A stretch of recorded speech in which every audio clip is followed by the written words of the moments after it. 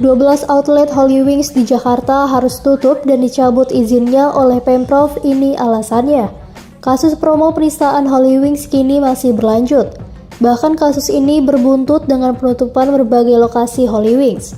Alhasil, ke-12 outlet Holy Wings yang tersebar di berbagai wilayah DKI Jakarta harus tutup. Pencabutan izin operasi dari kafe dan bar Holy Wings bermula dari viralnya unggahan akun media sosial Holy Wings terkait promosi yang menggunakan nama Muhammad dan Maria. Mengutip dari Kompas.com, Kepala Dinas Penanaman Modal dan Pelayanan Terpadu Satu Pintu DKI Jakarta Beni Agus Chandra mengatakan 12 outlet Holy Wings dicabut izin usahanya berdasarkan rekomendasi dan temuan pelanggaran dari 2 organisasi perangkat daerah. Kedua organisasi perangkat daerah itu adalah Dinas Pariwisata dan Ekonomi Kreatif Provinsi DKI Jakarta serta Dinas Perindustrian, Perdagangan, Koperasi, dan UMKM Provinsi DKI Jakarta.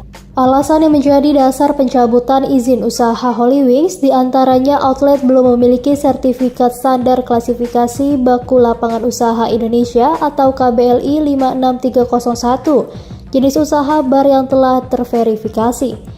Holy Wings juga telah melanggar beberapa ketentuan dari DPP KUKM Provinsi DKI Jakarta terkait penjualan minuman beralkohol. Dasar penutupan tempat usaha Holy Wings ini dikarenakan yang pertama adalah tempat usaha ini belum memiliki dokumen, kelengkapan dokumen, persyaratan, dan ketentuan perizinan yang semestinya. Yang kedua, karena terjadinya pelanggaran atas kegiatan operasional yang tidak sesuai dengan dokumen perizinan yang dimiliki. Kemudian yang ketiga, telah diterbitkannya surat rekomendasi atas izin usaha oleh Dinas DPM PTSP.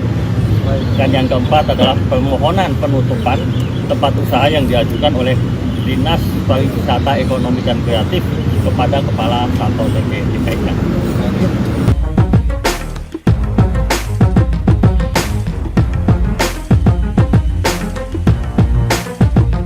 Terima kasih sudah nonton.